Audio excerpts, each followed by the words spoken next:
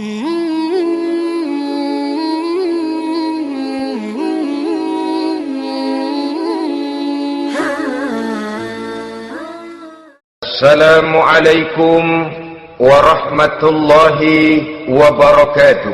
Waalaikumsalam warahmatullahi wabarakatuh. Bismillahirrahmanirrahim. Alhamdulillahi rabbil alamin. Wal aqibatu lil muttaqin. Wala udwana illa 'alal zalimin. والصلاة والسلام على أشرف الأنبياء والمرسلين سيدنا ومولانا محمد وعلى آله وأصحابه المجاهدين الطاهرين أما بعد. Saudara-saudara kaum muslimin rahimakumullah, salah satu kelebihan makhluk bernama manusia, yaitu bahwa Allah subhanahu wa ta'ala menghiasi hidup manusia ini dengan syahwat, atau yang lazimnya kita sebut sebagai hawa nafsu. Inilah tenaga yang merupakan daya dorong yang melahirkan dinamika dalam kehidupan manusia, yang menyebabkan terus-menerus terjadinya perkembangan dalam sejarah peradaban dan kehidupan manusia.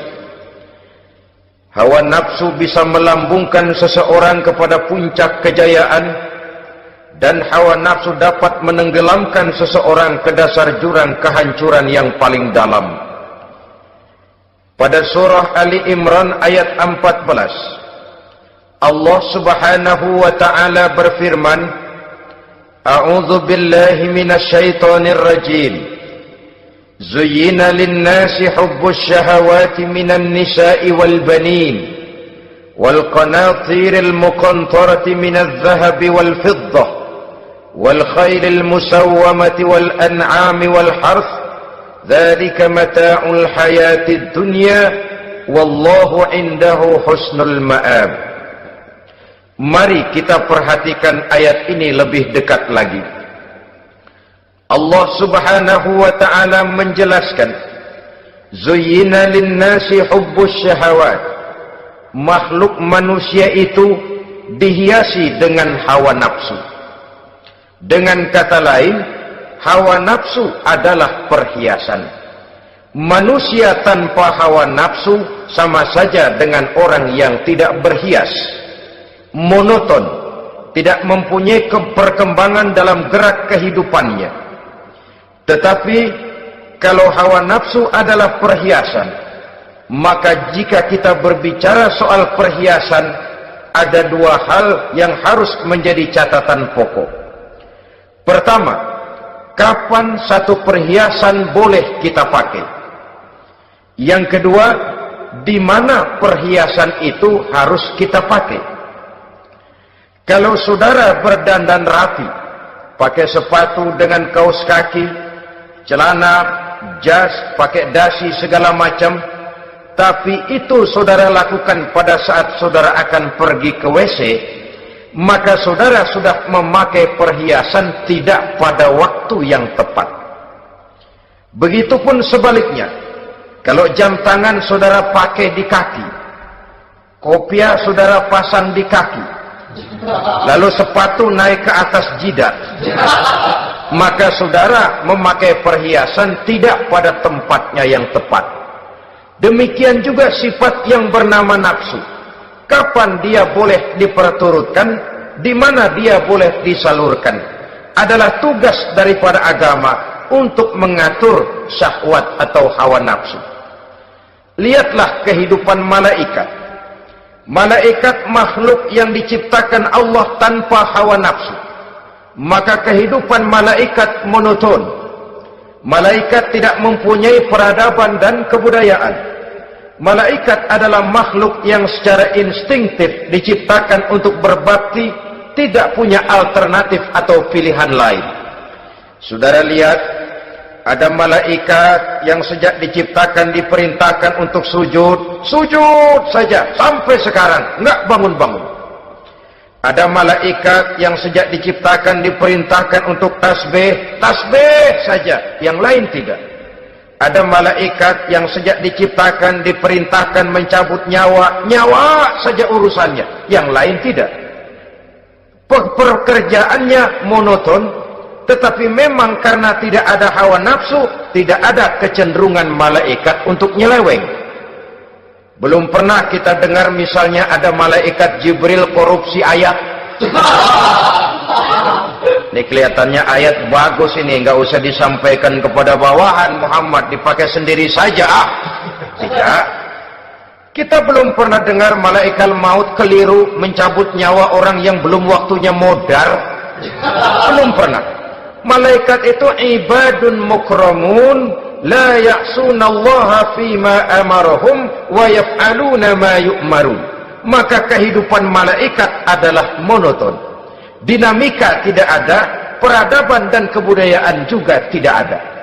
Andai kata bumi dan seluruh isinya diserahkan kepada malaikat untuk mengisinya, barangkali saudara tidak akan pernah kenal jembatan Semanggi, saudara tidak akan pernah kenal Monas, gedung-gedung bertingkat, gedung-gedung pencakar langit.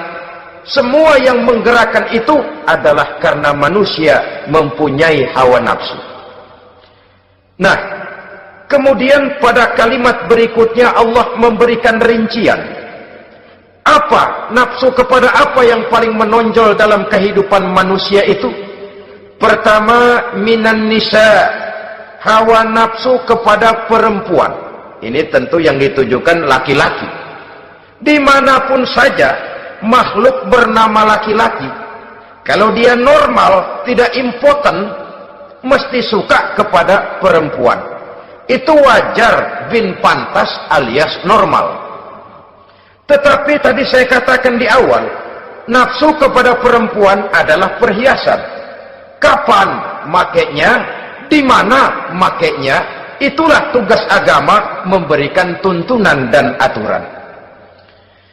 Saudara-saudara kaum muslimin rahimakumullah, nafsu kepada wanita dapat mengantarkan seseorang kepada puncak kejayaan, tapi nafsu kepada wanita bisa menenggelamkan seseorang ke jurang kehancuran. Bergantung kepada latar belakang apa yang mendorong timbulnya syahwat tadi.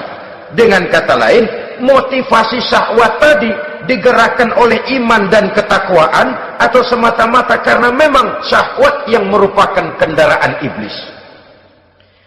Penyelewengan pertama yang terjadi dalam sejarah kehidupan manusia adalah penyelewengan yang dilakukan oleh Nabi Adam alaihi salam pada saat ia memetik buah khuldi. Kenapa itu dilakukan oleh Nabi Adam? Karena terdorong oleh rasa sayang dan cinta kepada istrinya Hawa. Sebenarnya Hawa lah yang merajuk, Siti Hawa lah yang membujuk, dan Nabi Adam oleh karena syahwatnya kepada istrinya memperturutkan bujukan Siti Hawa itu. Peristiwa Nabi Adam ribuan tahun yang lalu akan terus relevan sampai ke zaman kita sekarang ini. Berapa banyak orang-orang yang karena terlalu ingin menyenangkan istrinya, lalu tidak segan-segan melakukan perbuatan yang menyimpang, baik itu merugikan orang lain, merugikan masyarakat, bahkan merugikan bangsa dan negaranya. Seorang pedagang tidak akan segan-segan menipu. Sebaliknya pun begitu.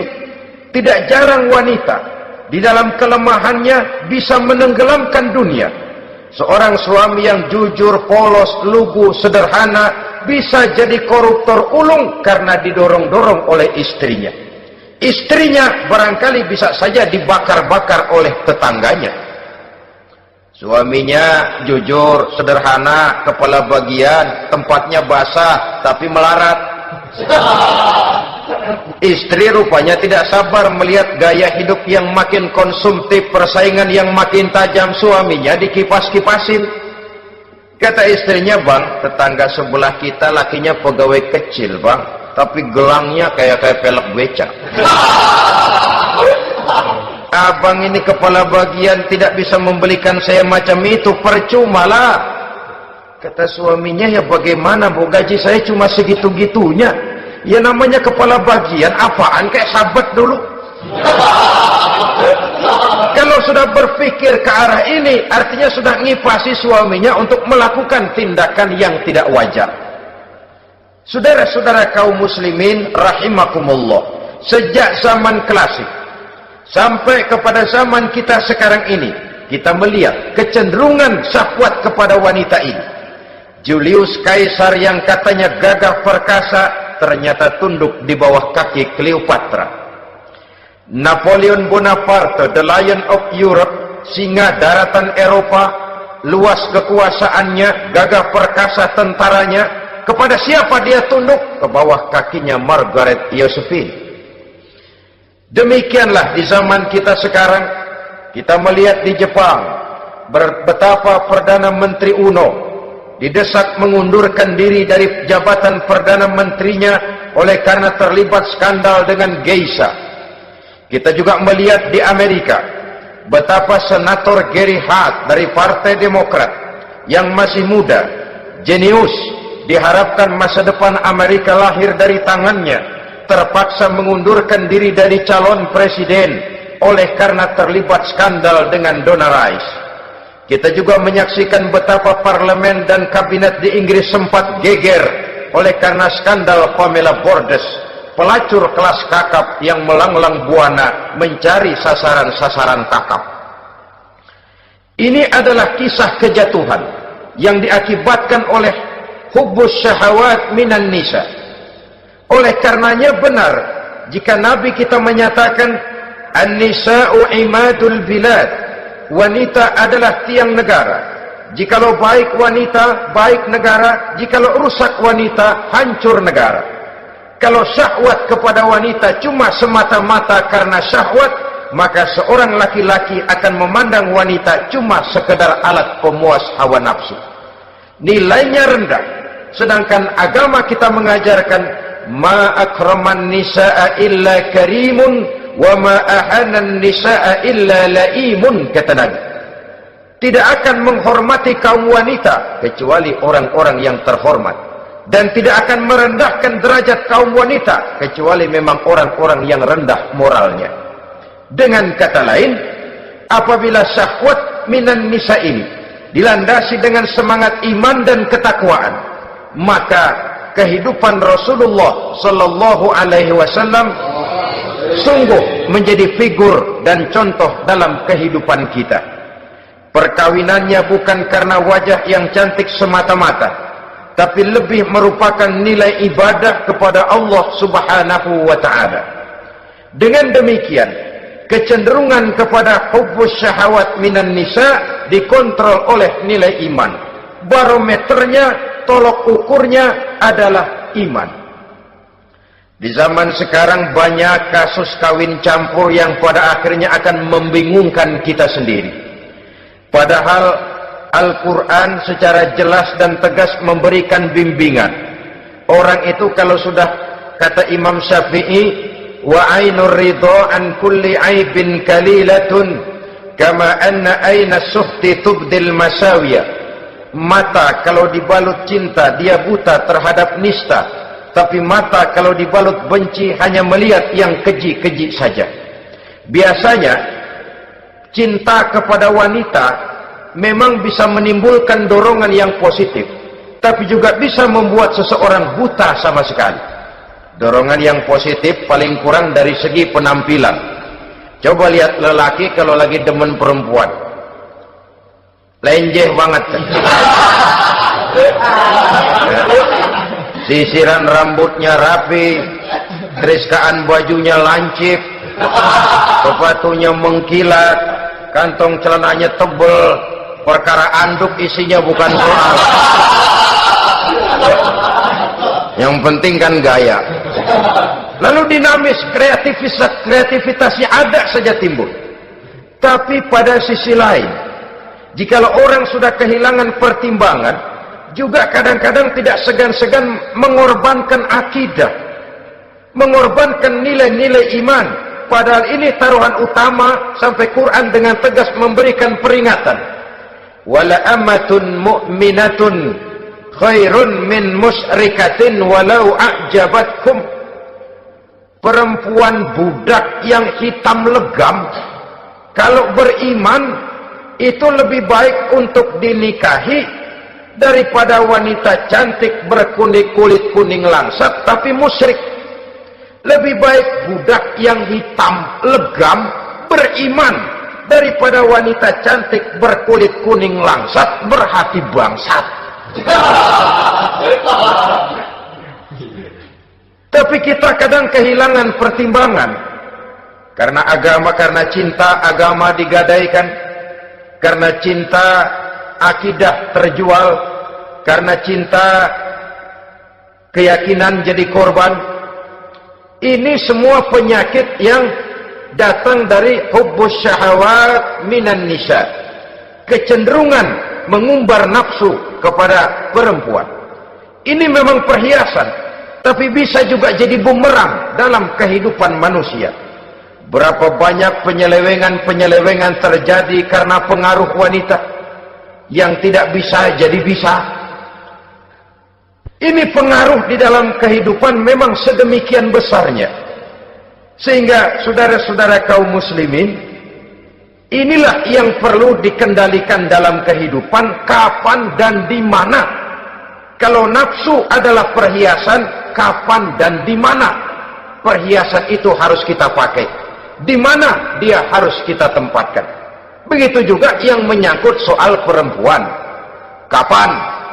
Ya kapan tentu kalau sudah nikah. Di mana? Yang jelas bukan di depan umum.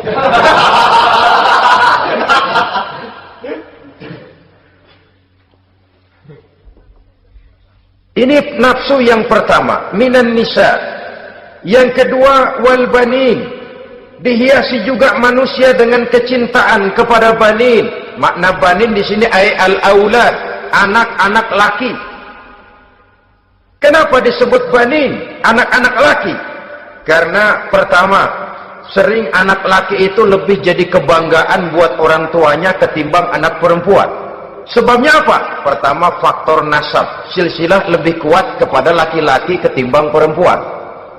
Yang kedua, faktor cita-cita. Orang tua kalau punya anak laki-laki, cita-citanya panjang. Nak, kau nanti jadi dokter ya, nak jadi insinyur ya, nak jadi pilot ya, nak jadi pengusaha ya, nak jadi presiden ya. Tapi kalau dia punya anak perempuan, paling ya nak, mudah-mudahan nanti kamu dapat jodoh orang baik nak, dapat jodoh orang soleh. Saudara-saudara, yang ketiga, anak perempuan itu kalau sudah berkeluarga biasanya pindah kepada lingkungan keluarga lain. Sehingga orang berkata, punya anak perempuan banyak sebenarnya seperti agen. Artinya ada yang mau bawa, kan gitu. Ada yang minta, ambil. Ada yang berminat, buntel. Paling dia nengokin orang tuanya ya lebaran. Ya syukur kalau sebulan sekali atau seminggu sekali, tapi minimnya kan lebaran. Dengan demikian dari garis nasab ini lebih kuat al-banin ketimbang al-banat. Manusia dihiasi dengan kecintaan kepada anak-anak. Sering karena terlalu cinta kepada anak, kita menjerumuskan anak. Terlalu sayang kepada anak, segala maunya kita perturutkan tanpa kendali dan kendala. Akhirnya sifat yang demikian itu malah mendorong anak untuk manja, tidak percaya kepada kemampuan yang dimilikinya, selalu mengandalkan kepada kebesaran, kemampuan daripada orang-orang yang dibanggakannya itu. Dan dalam kondisi demikian, kedewasaan dan tanggung jawabnya akan lambat berkembang. Maka Allah Subhanahu wa ta'ala memperingatkan bahwa harta dan anak bisa menjadi fitnah. Dalam ayat lain Allah juga memperingatkan, ya ayyuhalladzina amanu la tulhikum amwalukum wa auladukum an dzikrillah. Wahai orang-orang yang beriman, jangan sampai hartamu dan anak-anakmu memalingkan kamu daripada mengingat Allah. Jangan sampai kesibukanmu kepada anak dan harta benda menyebabkan kamu sampai lupa mengingat Allah Subhanahu wa ta'ala. Berapa banyak manusia yang tenggelam dengan melupakan Allah, jauh dari agama, jauh dari tuntunan syariat, oleh karena disibukkan oleh persoalan anak dan persoalan harta benda. Maka satu-satunya jalan, jikalau kita tidak ingin anak kita sampai memalingkan kita daripada mengingat Allah, nilai-nilai keimanan harus ditanamkan kepada mereka sedini mungkin. Dengan bekal ini, maka mereka, anak-anak kita, insya Allah tidak akan membuat kita orang-orang tua ini berpaling daripada mengingat Allah, berpaling daripada kehidupan beragama. Memang karena anaklah kita orang tua peras keringat banting tulang, pergi pagi pulang sore cari nafkah. Karena anaklah kita orang tua, kepala jadi kaki, kaki jadi kepala. Asal mereka bisa menikmati hari depan yang lebih baik dari yang kita nikmati sekarang ini. Tapi berapa banyak juga orang-orang tua yang tidak sadar akan amanah berupa anak ini. Mereka lalai, mereka bersikap masa bodoh, padahal tidak akan ada yang tidak dipertanggungjawabkan di hadapan Allah Subhanahu wa ta'ala. Orang tua bisa mendapat pensiunan pahala kalau anaknya tumbuh menjadi anak yang soleh. Tetapi orang tua pun bisa saja masuk neraka karena anaknya menjadi anak yang kurang ajar dan orang tuanya sama sekali tidak pernah memberikan pendidikan yang sebagaimana mestinya. Saudara-saudara kaum muslimin rahimakumullah, kita tentu berharap memperoleh pensiunan pahala dan bukan mendapat tambahan dosa dari kekurang ajaran anak-anak kita akibat kita sebagai orang tuanya tidak pernah mau mendidik mereka.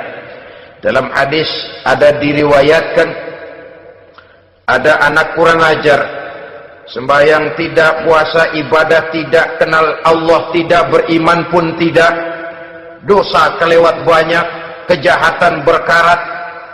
Di akhirat nanti disidang dia, ditanya, kamu kenal siapa Tuhanmu? Tidak. Kamu tahu siapa nabimu? Tidak. Kitab sucimu apa? Tidak tahu.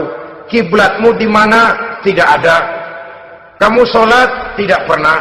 Kamu puasa? Tidak pernah. Wah, kalau begitu kamu rusak sekali. Kamu neraka. Anak ini mengajukan protes. Saya menuntut keadilan. Benar saya tidak kenal siapa Tuhan saya. Saya tidak tahu apa kitab suci saya. Saya tidak pernah mendirikan sholat, tidak pernah melaksanakan puasa. Pendeknya tidak ibadah dan tidak iman. Tapi semua itu terjadi sebab-sebabnya tidak lain karena orang tua saya tidak pernah mendidik dan mengajarkan saya. Orang tua saya tidak pernah mengarahkan saya ke jalan itu. Sampailah saya seperti keadaan yang sekarang ini. Orang tua saya enak-enakan ngaji, saya teler diantepin aja. Orang tua saya memegang kitab, saya megang botol. Dia tahu, dia diam saja. Dia tahu dan dia tidak memberikan peringatan. Karena orang tua saya lah, maka saya jadi seperti sekarang ini. Kalau saya harus masuk ke dalam neraka, saya menuntut keadilan agar orang tua saya juga ikut bersama saya gabung ke dalam neraka. Orang tuanya yang baik-baik dipanggil, sudah mau berangkat ke surga nih orang tua, dipanggil, "Ntar dulu mas, ini dulu." Mau kemana, gancang banget? Surga pak, nanti dulu urusan belum beres. Ini benar anakmu ini. Dilihat anaknya, iya anak saya ini. Waktu di dunia nggak pernah diajarin ngaji, nggak pernah. Sampai dia nggak kenal Tuhannya, nggak kenal nabinya, nggak kenal kiblatnya, nggak kenal kitabnya. Iya. Dia sembahyang, kamu diam, dia nggak sholat, kamu diemin aja. Iya kali. Kenapa pakai kali? Yang benar ngomong. Ramadan dia nggak puasa, kamu nggak tegur, kamu diam saja. Iya. Wah, kamu nggak tanggung jawab. Kamu tahu anak itu adalah amanah. Menyia-nyiakan amanah adalah khianat. Khianat adalah dosa besar. Jadi bagaimana saya? Ya kamu gabung sama anakmu, join ke neraka berdua bareng. Lantaran kamu tidak mau mendidik mereka, anak-anakmu, maka jadilah anak-anakmu seperti sekarang ini. Saudara-saudara kaum muslimin rahimakumullah. Sebaliknya, jikalau anak-anak kita yang kita cintai ini, yang merupakan buah hati belahan jantung, tumbuh dan berkembang menjadi anak-anak yang soleh, yang bermanfaat bagi masyarakatnya, bagi agama, bangsa dan negaranya, kita orang tuanya bolehlah tentram menerima pensiunan pahala. Menerima pensiunan pahala dari kesolehan anak yang ditinggalkannya. Alangkah nikmatnya mendapat pensiunan pahala. Terbaring kita di bawah pohon kemboja, nilai kebaikan kita dikenal orang, nama kita akan tetap hidup. Oleh karena kita meninggalkan anak-anak yang tumbuh menjadi generasi yang soleh, bukan anak yang salah. Oleh karenanya, kecintaan kepada anak jangan sampai membuat kita lalai dari mengarahkan mereka kepada kehidupan beragama. Di zaman sekarang ini, kecenderungan kita mengarahkan anak pun sudah kepada kecenderungan yang berbau materialistis. Maka yang ramai bagaimana anak bisa mengejar program MBA, Master of Business Administration, supaya keluar bisa jadi manajer. Bagaimana anak lalu kursus komputer, supaya keluar menjadi tenaga yang canggih di bidang komputer.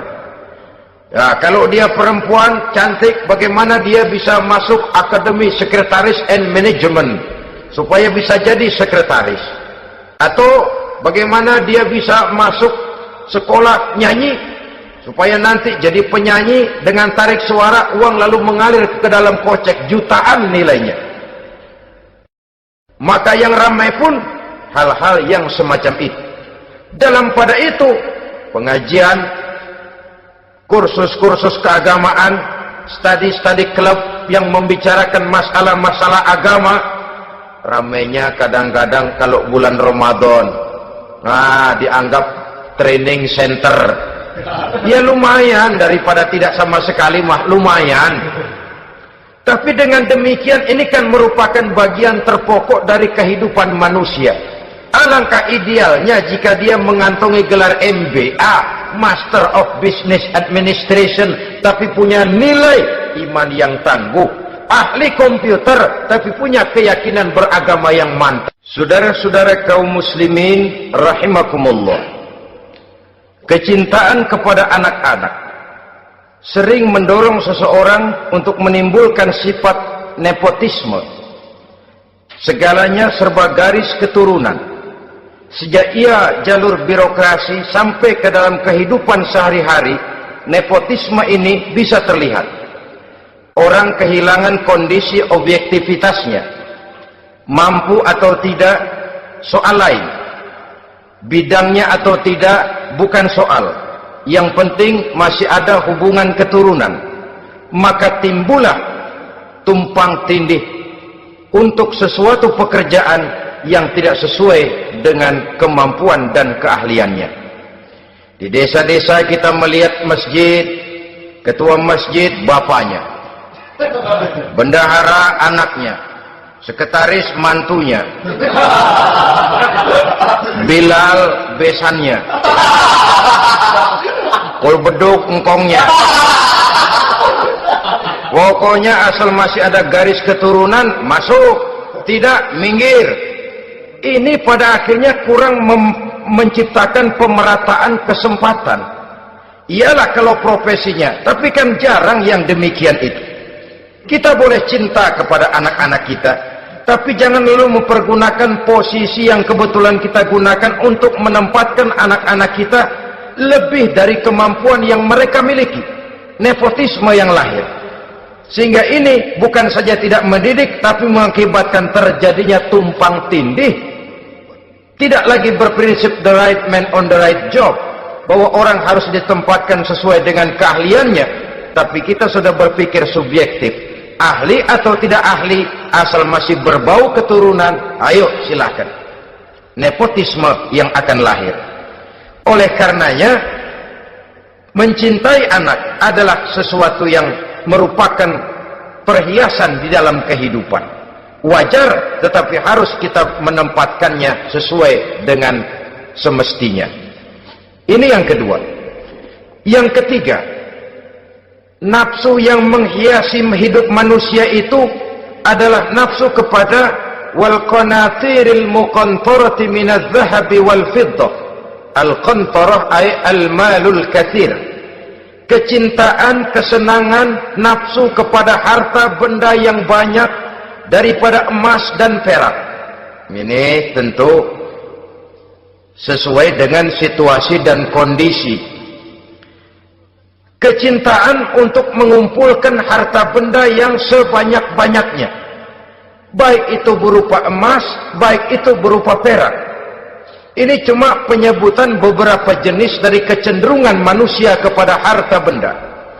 Bukankah sering dikatakan orang bahwa manusia di dalam berhadapan dengan harta itu seperti meminum air laut. Makin diminum, makin kering tenggorokan, makin haus kita dibuatnya. Apabila watak ini kita perturutkan, maka manusia tidak akan pernah kenal puas, tidak akan pernah kenal cukup. Nabi kita memberikan peringatan, "Lau anna libni Adam wadiyani min zahabin, labtagha lahuma thalisan, wala yamla'u jawfa ibn Adam illa turab." Andai kata manusia mempunyai dua buah ladang yang seluruhnya berisi emas, akan puaskah manusia? Tidak. Mereka akan cari ladang emas yang ketiga. Wala yamla'u jawfa ibn Adam illa turab. Sungguh mulut manusia ini tidak akan pernah penuh terisi kecuali kalau sudah disumpal dengan tanah. Artinya kalau sudah dia dipendam di liang lahat baru cukup. Tetapi sepanjang dia masih bergerak, masih hidup dan bernyawa, masih bisa berusaha dan berbuat, dia tidak akan pernah mengenal puas. Ini akan mendorong manusia terjebak kepada menghalalkan segala cara untuk mencapai tujuan. Yang penting kaya, kan begitu. Dan cepat. Sebab sekarang orang sering motong kompas. Yang penting kan cepat kaya. Soal cara, kalau jujur aja mah, sampai kapan mau kaya? Perkara itu renten, bukan soal. Perkara itu judi, tidak jadi masalah. Perkara itu korupsi, menyangkut hak orang banyak, bukan soal. Yang penting cepat kaya. Dan anehnya lagi, tidak malu menumpuk kekayaan dengan cara yang tidak wajar. Ya kan orang hidup bermasyarakat tuh bisa dianalisa tuh. Emang usahanya apa sih? Gajinya sebulan berapa sih? Kok bisa gitu-gitu bener sih? Dari mana sih? Secara langsung orang tidak berani bertanya, tapi dari mulut ke mulut akhirnya tersebar jadi rahasia umum. Si Ano kan punya Ano, dia Anonya seano. Ini bisa jadi bahan pertanyaan dalam kehidupan, akhirnya jadi gunjingan. Orang sudah tidak terlalu peduli dari mana kekayaan itu diperoleh, yang penting kaya.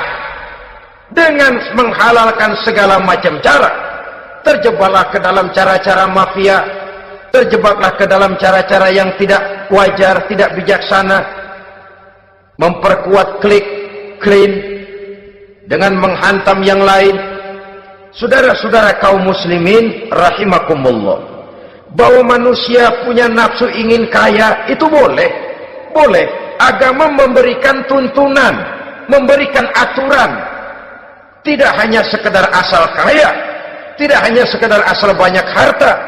Malahan hadis menyatakan, kalau saudara diberikan umur panjang, pertanyaan akhirat cuma satu kok. Umurmu kau habiskan di mana? Kalau saudara diberikan amanah berupa ilmu pengetahuan, pertanyaan akhirat juga cuma satu kok. ilmumu kau amalkan untuk apa? Tapi kalau kita diberikan amanah berupa harta benda, pertanyaan akhirat itu dua. Min aina iktasabahu wa fima anfaqahu. Dari mana hartamu kau dapat, kemana hartamu kau belanjakan.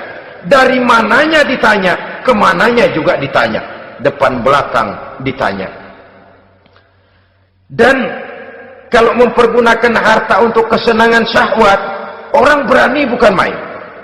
Tapi kalau untuk kepentingan agama, yang hakikatnya untuk kepentingan dirinya sendiri, berat seperti nyabut bambu dari ujung. Orang kalau menyumbang masjid 100.000, itu kan zahirnya memberikan panitia masjid. Tapi hakikatnya kan dia nabung buat dirinya sendiri. Seolah-olah dia cuma berkata, Pak, tolong saya titip 100.000, ini untuk kepentingan saya di akhirat nanti. Silakan uangnya mau dibelikan semen, pasir, kaca, pintu, jendela, silakan. Saya cuma titip, ini untuk saya di akhirat nanti. 100.000, Pak. Zahirnya dia memberikan kepada panitia masjid, madrasah, pesantren, yatim piatu. Hakikatnya dia nabung buat dirinya sendiri di akhirat. Malah tabungan ini bukan SDSB namanya, SDBS. Sumbangan dana berhadiah surga, itu SDBS namanya. Sekarang orang mengejar SDSB, lalu berat mengejar SDBS, sumbangan dana yang berhadiah surga langsung dari Allah Subhanahu wa ta'ala. Coba kalau dia main golf, sewa lapangan golf itu 400-500 ribu sebulan, paling 4-5 kali main. Beli stick golfnya saja sampai jutaan. Datang panitia pembangunan masjid 100.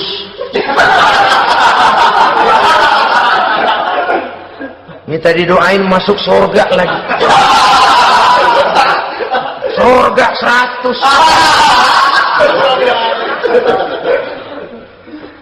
Saudara-saudara kaum muslimin rahimakumullah, kecintaan kepada harta benda yang banyak, baik berupa emas, berupa perak, mendorong orang untuk berlomba-lomba yang Allah peringatkan dalam Al-Quran, alhaakumut takatsur hatta zurtumul maqabir. Kamu telah lalai akibat kamu berlomba-lomba memperbanyak materi dunia. Hatta zurtumul maqabir, sampai kamu dekat masuk ke liang kubur, baru rupanya sadar bahwa perlombaan ini tidak akan pernah sampai ke garis finish. Betapapun jauhnya rally Paris-Dakar, garis finishnya ada. Betapapun hebatnya medan yang ditempuh, buasnya gurun pasir Afrika, garis finishnya pasti ada. Itu kan rally yang terbuas di dunia katanya, Paris-Dakar. Tapi garis finishnya ada. Namun jikalau kita berlomba memperbanyak harta, kita tidak akan pernah sampai ke garis finish. Yang kecil-kecilan aja dah. Kalau orang ditanya, kamu kenapa sih belum mau sembahyang? Ya bagaimana mau sembahyang, Pak, tinggal di Jakarta masih kontrak. Sampai habis tahun diubur-ubur yang punya rumah. Kalau punya rumah sendiri walaupun kecil-kecilan, saya mau ibadah, Pak. Ya, diberikan rezeki oleh Allah, bisa bikin rumah walaupun kecil-kecilan. Belum juga mau sembahyang. Kok belum juga sembahyang? Iya, Pak, rumah emang udah punya sendiri, cuman kecil, Pak. Atasnya atap, kalau hujan aja bocor. Kalau bisa bikin rumah yang permanen, Pak, tenang, saya ibadah, sembahyang saya rajin. Iyalah, diberikan rezeki, bisa bikin rumah permanen. Bagus rumahnya. Lain lagi. Iya, rumah sudah permanen, tembok, kubin. Cuman isinya belum ada, Pak, perabotannya. Tuh.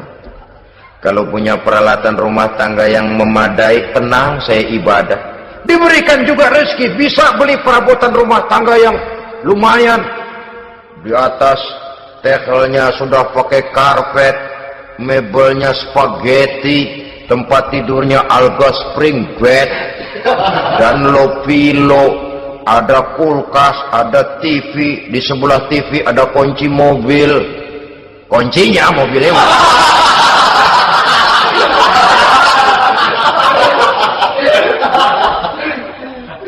Bagaimana? Sekarang sudah cukup perabotan. Perabotan sudah ada, Pak, cuman kendaraan belum punya ini.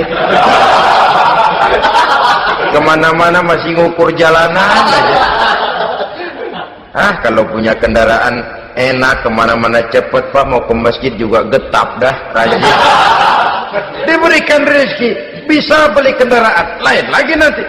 Sudah punya sepeda, pengen punya motor, kepengen punya mobil, kepengen punya pesawat terbang, pengen punya kapal induk. Sudah punya kebun, pengen beli sawah, sudah punya sawah, pengen punya gunung, sudah punya gunung, laut diborong. Perlombaan materi tidak akan pernah membawa kita ke garis finish, karena sifatnya sangat abstrak, bahkan akan mendorong kita seperti gurita, cenderung kepada penyakit tamak bin rakus alias serakah. Dengan demikian, saudara-saudara, bahwa kecintaan kepada harta merupakan nafsu, dan nafsu itu adalah perhiasan, dia bisa menjadi daya dorong positif. Kalau dalam upaya memperoleh harta itu kita tidak akan keluar dari tujuan keridhaan Allah. Saya cari nafkah, tapi yang Allah ridho. Saya ingin kaya, tapi dengan cara yang Allah ridho. Ini kunci yang akan menyelamatkan kita manusia dari perangkap menghalalkan segala cara. Ini yang ketiga. Yang keempat, dihiasi manusia itu dengan nafsu kepada wal khailil musawwamah, kuda yang bagus, kendaraan yang bagus, kuda yang terpelihara. Al-musawwamah ada yang mentafsirkan ar-ra'iyah. Ar-ra'iyah itu yang digembalai, binatang ternak, kuda yang digembalai atau kuda yang diikat. Artinya, kalau dulu kan yang namanya tuan-tuan tanah itu baru dibilang bejeger kalau kemana-mana naik kuda. Jet set zaman dulu itu udah kelompok jet set itu kendaraan. Kalau sekarang baby benda, dulu mah kuda band.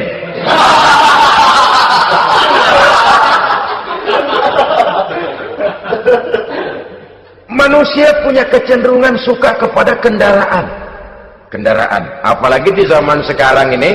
Wah, iklan-iklan itu kan sangat menggoda kita, melayani segala macam bentuk penjualan. Nah, ini lalu terangsang biar duit cekak. Kalau udah ngebaca itu, wah, berani banget dah.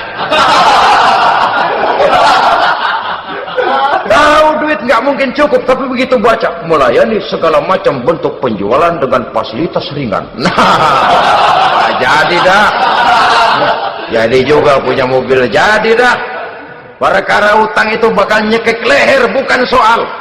Kasihan saudara-saudara kita di daerah-daerah yang terjebak kepada iklan-iklan merangsang yang akhirnya di luar kemampuan, sehingga terjebak pada saat dia harus mengembalikan kredit, dia tidak mampu, barang disita, uang hangus, nyengir deh.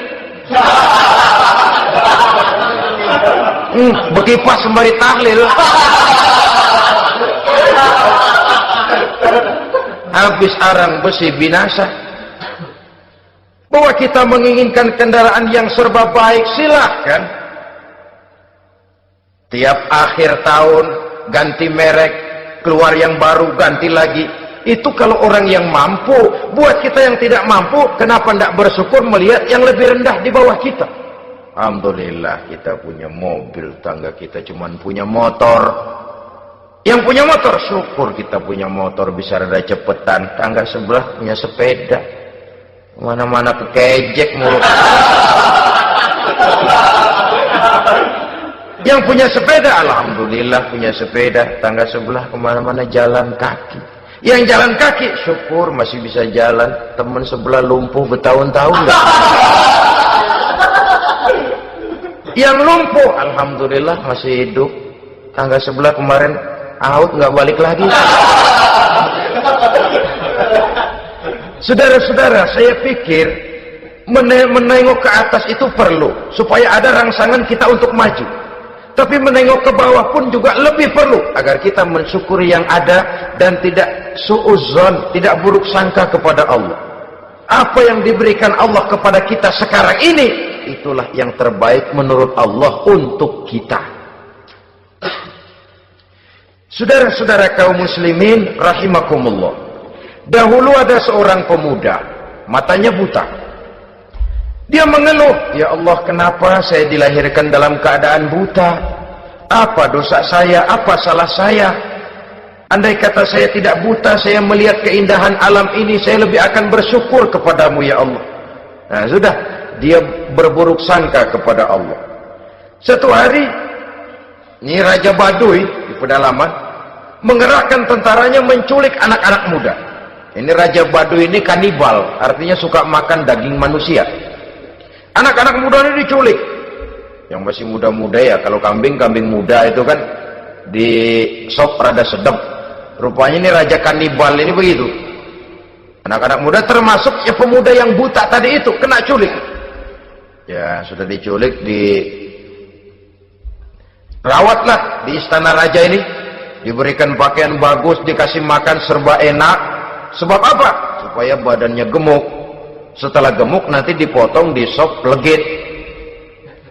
Udah, kerjanya cuma makan tidur, fasilitas nikmat, tidur enak. Udah giliran dapat 1 bulan 2 bulan kemudian, ketika mau diambil anak-anak muda ini, raja sendiri yang milih mana yang disop duluan nih. Sampai giliran anak muda yang buta ini, raja geleng kepala. Yang begini mah buta, dagingnya nggak enak. Ini satu lepas saja, lepas. Saya mau makan daging orang buta, lepas saja. Pulang ini anak muda, batinnya bersyukur, sujud syukur, ya Allah, katanya untung saya buta. Coba kalau saya nggak buta, udah habis saya disop. 2 bulan yang lalu dia mengeluh, ya Allah, kenapa saya dilahirkan dalam keadaan buta? Sekarang dalam pulang ke rumah, perjalanan menuju ke rumah, dia berkata, alhamdulillah, andai kata saya tidak buta, habis badan saya disop oleh raja yang kanibal tadi. Saudara-saudara kaum muslimin rahimakumullah. Jadi dengan demikian, pola hidup yang konsumtif sesungguhnya sangat tidak mendidik apabila dilatar belakangi oleh kemampuan yang tidak menunjang. Dengan demikian setidaknya mendidik orang untuk berkhayal. Anak-anak muda sama merek mobil ngerti banget dah, punya kagak? Ini BMW model terakhir nih. Nih, kemarin gue ngeliat di sana, gue megang lah.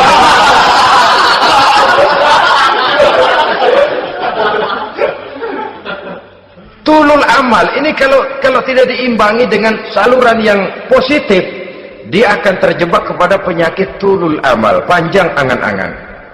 Baiklah ya, wal khailil musawwamah. Yang keempat, yang kelima maksud saya, wal an'am, cinta kepada binatang ternak. Manusia ini kan punya kecenderungan macam-macam. Setelah rumahnya bagus, hartanya banyak, kendaraannya cukup, ingin beternak. Jadilah peternak. Ini kecenderungan manusia, wajar saja sepanjang didapat dan dilakukan dengan cara-cara yang wajar.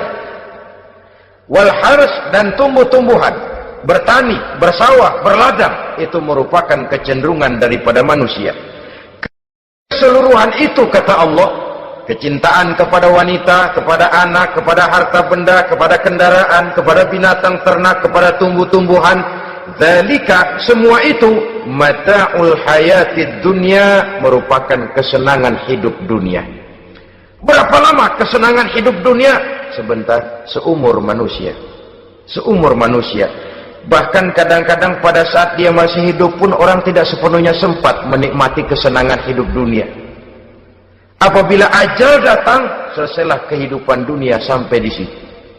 Orang-orang kafir, buat mereka surganya di dunia ini. Bila kehidupan di dunia selesai, selesailah sudah surganya sampai di situ. Kesemua itu, kata Allah, merupakan kesenangan daripada kehidupan di dunia. Wallahu indahu husnul ma'ab, dan Allah mempunyai tempat kembali yang sangat baik. Nah, setelah Allah menjelaskan semua itu, pada ayat yang ke-15 Allah memberikan jalan keluarnya, memperturutkan nafsu kepada wanita, anak-anak, harta benda, kendaraan, binatang ternak. Bijaksanakah itu?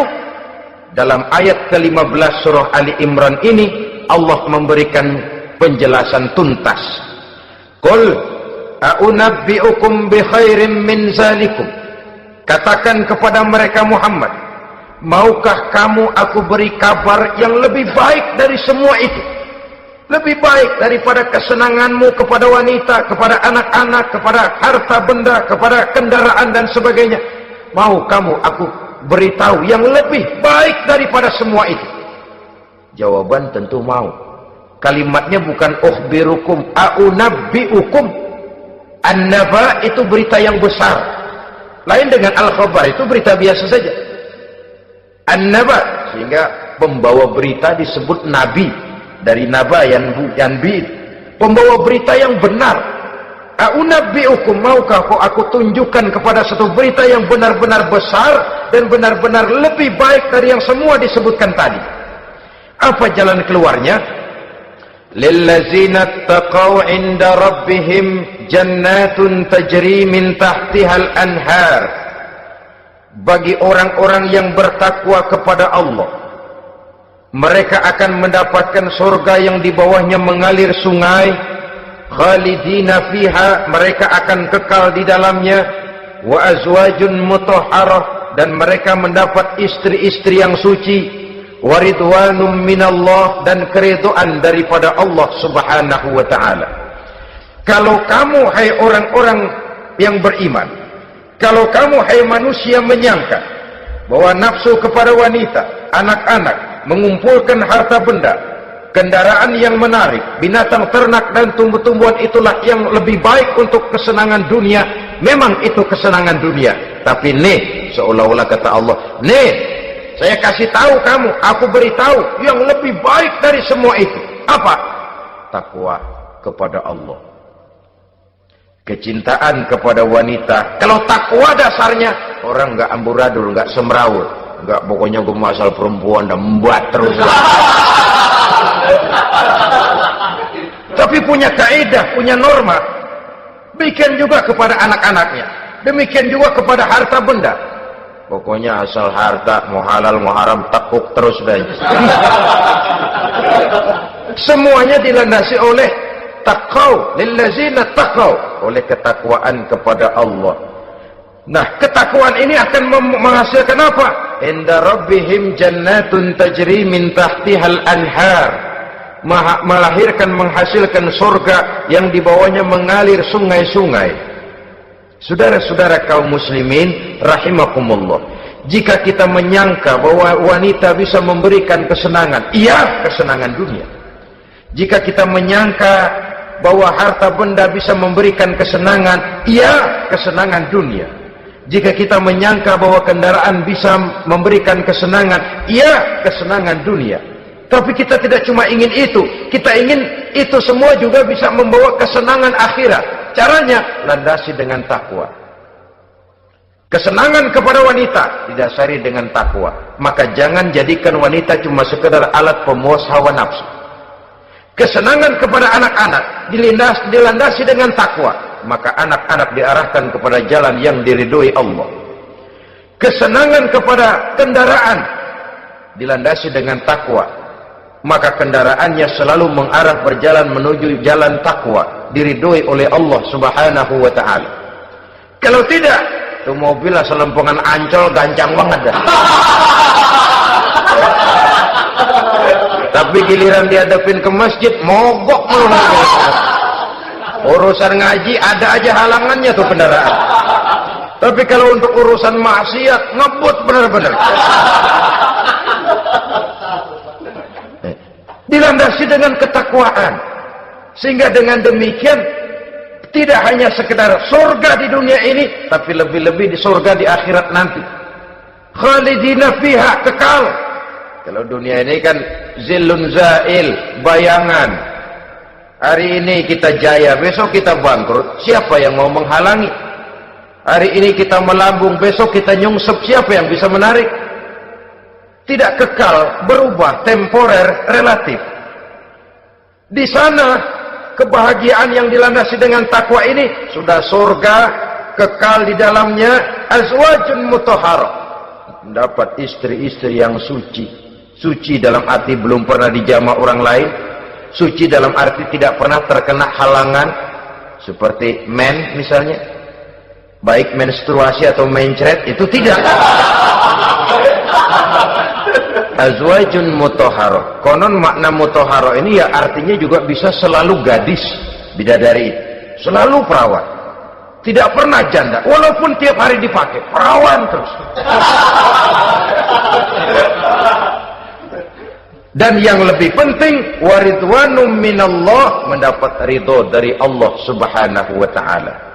Jadi hawa nafsu dengan motivasi takwa, itulah sesungguhnya yang dikehendaki oleh Ali Imran ayat 14 dan 15. Dengan demikian, manusia dengan ketakwaannya mengendalikan hawa nafsu dan bukan malah dikendalikan oleh hawa nafsunya. Sehingga dengan demikian seluruh fasilitas yang dimilikinya, baik itu berupa istri, anak, kendaraan, binatang ternak, harta benda, tanam-tanaman, seluruhnya semakin meningkatkan ketakwaannya kepada Allah subhanahu wa ta'ala. Mudah-mudahan kita bisa mencapai tingkat ini, di mana kita hidup mampu dan sanggup mengendalikan nafsu, bukan malah dikendalikan oleh hawa nafsu. Terima kasih dan mohon maaf. Wassalamualaikum warahmatullahi wabarakatuh. Waalaikumsalam warahmatullahi wabarakatuh.